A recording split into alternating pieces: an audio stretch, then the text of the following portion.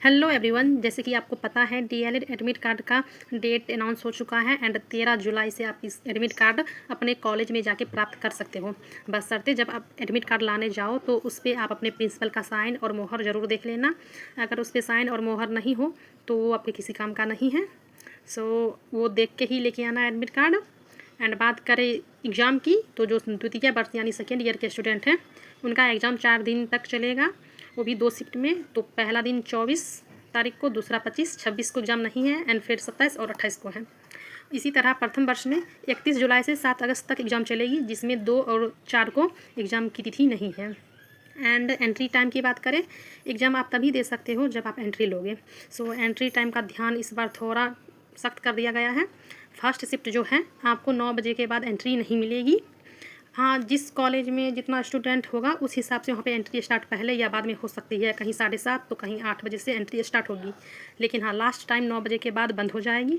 9:01 में भी आपको प्रवेश नहीं मिलेगा। इसी तरह सेकेंड शिफ्ट में 1:30 बजे के बाद आपको एंट्री किसी भी हाल में नहीं मिलेगी। सो आप ध्यान रख के अपने हाथ में 1-1.5 घंटा एक्स्ट्रा लेके ही चले, क्योंकि इस बार एग्ज़ाम सेंटर भी काफ़ी दूर दिया है। सो इसका ध्यान रखें।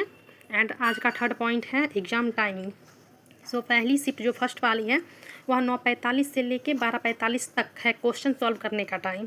आपके हाथ में क्वेश्चन पेपर 9:30 बजे ही आएगा, लेकिन ये जो 15 मिनट एक्स्ट्रा है वह आपको क्वेश्चन को पढ़ने के लिए, समझने के लिए कूल ऑफ टाइम है। इसी तरह द्वितीय पाली में 2:15 से 5:15 तक एग्ज़ाम टाइमिंग है, लेकिन क्वेश्चन आपको 2 बजे ही प्राप्त होगी। वही कूल ऑफ टाइम आपको क्वेश्चन समझने के लिए है। सो इन सारी बातों को आप ध्यान में रखें। एंड मैं लास्ट में आपको जो पेपर में नोटिस आया था उसको मैं दे दूँगी। सो आपको उसको एक बार अच्छे से रिमाइंड कर लें। देन बात करते हैं क्वेश्चन पेपर की, जो पेपर में बहुत ही हाईलाइटेड दिया हुआ था। फर्स्ट ईयर में जो F9 सिलेबस है उसका आंसर सिर्फ इंग्लिश मीडियम में ही देना है। अगर आप इसका आंसर हिंदी में देते हो तो आपका कॉपी चेक नहीं होगा। सो इसका रिजल्ट भी आपका नहीं आएगा। एंड इसी तरह जो सेकेंड ईयर में S6 है उसका भी आंसर इंग्लिश में ही देना है। अगर आप इसका आंसर हिंदी में या किसी और लैंग्वेज में देते हो तो आपका कॉपी चेक नहीं किया जाएगा, मूल्यांकन आपकी कॉपी का नहीं होगा। सो ये थी नोटिफिकेशन। एंड इसमें दिव्यांग छात्रों के लिए भी नोटिस दिया गया है। उनको 20 मिनट एक्स्ट्रा मिलेगा लिखने के लिए और उनके लिए श्रुत लेख की व्यवस्था भी है। सो जो भी दिव्यांग हैं उनको पूरी छूट मिल रही है कि वह टाइम से लिख सकें। एंड सबसे मेन पॉइंट है जो भी छात्र 2025 में एग्ज़ाम दिए थे सेकेंड ईयर का, अगर वो उस एग्ज़ाम में उनको बैक लग गया था किसी भी सब्जेक्ट में या फिर वो एब्सेंट थे तो वो भी इस एग्ज़ाम में शामिल हो सकते हैं, इन सभी रूल नियम को फॉलो करके। एंड मैंने इस टॉपिक को भूल गई थी। S8 यानी सेकेंड ईयर में जो S8 है उसका भी आंसर सिर्फ हिंदी मीडियम में ही देना है। आप किसी भी और लैंग्वेज में नहीं दे सकते हो, वरना कॉपी चेक नहीं होगा। उसी तरह फर्स्ट ईयर के F8 में भी वही हिंदी में ही आंसर देना है। सो S8 और F8 का ध्यान रखें आंसर देने में हिंदी में, और उसी तरह इसमें F9 और S6 में ध्यान रखें इंग्लिश में आंसर देना है। तो ये सारे रूल और रेगुलेशन थे आप एग्ज़ाम को लेके।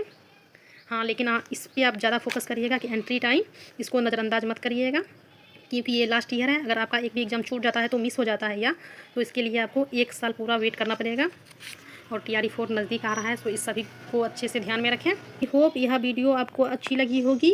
एंड यह वीडियो आपको अच्छी लगी तो मेरे चैनल को सब्सक्राइब कर लेना, और आगे किस टॉपिक पे वीडियो चाहिए वो भी कमेंट कर देना। एंड मैं बता दूँ, सो मैं नेक्स्ट टॉपिक लाने वाली हूँ कि एग्ज़ाम में कॉपी को कैसे लिखें जिससे आपको एग्ज़ाम में 80% प्लस मार्क्स मिले, क्योंकि यह 10th 12th का बोर्ड नहीं है जो इसमें आपको फुल मार्क्स मिलेंगे। लेकिन हाँ, कुछ ट्रिक्स को अप्लाई करके या लिखने के तरीके को आप ऑब्जर्व करके अच्छे मार्क्स ला सकते हो 80% प्लस।